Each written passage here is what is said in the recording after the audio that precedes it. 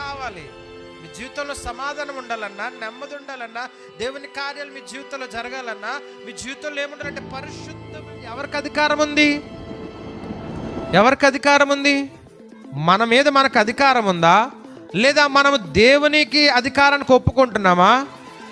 లేదా అపవాదికి మన జీవితం మీద అధికారం ఇస్తున్నామా? ఆలోచించండి. యేసుక్రీస్తు ప్రభు వారి శిష్యులందరికీ, అక్కడ ఉన్న ప్రజలందరికీ కూడా చెప్పాడు యోహాను సూత్రులు ఏంటంటే, ఎవరైతే పాపం చేస్తాడో వాడి పాపానికి దాసుడు. తెలుసుకోవాల్సిన విషయం ఏంటంటే ఆయన నిత్య జీవం మనకి ఇస్తాడని తెలుసుకోవాలి. ఆయనను పూర్ణ హృదయముతో, పూర్ణ ఆత్మతో తెలుసుకోవడానికి ప్రయత్నం చేయాలి. ఏదో మందిరానికి వస్తున్నాం వెళ్ళిపోతున్నాం అన్నట్టు కాకుండా, నాకు దేవుని ఎంత తెలుసుకుంటున్నాను, నేను నా దేవుడు నా జీవితంలో ఏం చేస్తాడని నేను తెలుసుకుంటున్నాను, ఎలా ఉంటాడని తెలుసుకుంటున్నాను. ఈరోజు సేవకుల్ని చంపగలరు, చర్చిలు కూలగొట్టగలరు, క్రైస్తవుల నోరులు ముయించగలరు అధికారులు అందరూ వచ్చి, సువార్తను మట్టుకు ఎవరు కూడా బంధించలేరు. అది ఎవరి తరం కాదు. దేవునిపై ఆధారపడ్డ మనం నేర్చుకోవాలి. ఈరోజు మనిషి ఎలాగా ఆధారపడుతున్నాడంటే, దేని మీద ఆధారపడుతున్నాడు అంటే తన సొంత క్రియల మీద ఆధారపడుతున్నాడు, తన సొంత జీవితం మీద ఆధారపడుతున్నాడు, తన సొంత ఆలోచన. నీకు బుద్ధి చెప్పడానికి దేవుడు ఎవరిని ఎన్నుకుంటాడు? వెర్రివాడని దేవుడు ఎన్నుకుంటాడు. నీ బలాన్ని బట్టి నువ్వు అతిశయిస్తున్నావు అనుకో, నీకు బుద్ధి చెప్పడానికి దేవుడు బలహీనులైన వారిని ఎన్నుకుంటాడు. Praise the lord. ప్రభువును రక్షకుడైన యేసుక్రీస్తు వారి ప్రశస్తమైన ఉన్నతమైన నామంలో మీ అందరికీ కూడా శుభాలు, వందనాలు తెలియచేస్తున్నాను.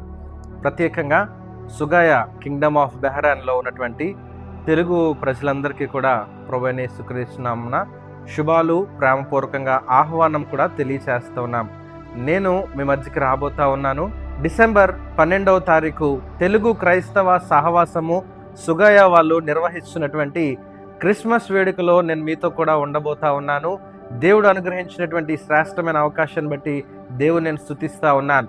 రాజమండ్రి సమీపంలో ఉన్నటువంటి మునుకొడలి అనేటువంటి గ్రామంలో నేను పరిచర్య చేస్తా ఉన్నాను. అక్కడ నుండి మీ మధ్యకు రావడానికి ప్రభు కృప చూపిస్తా ఉన్నారు.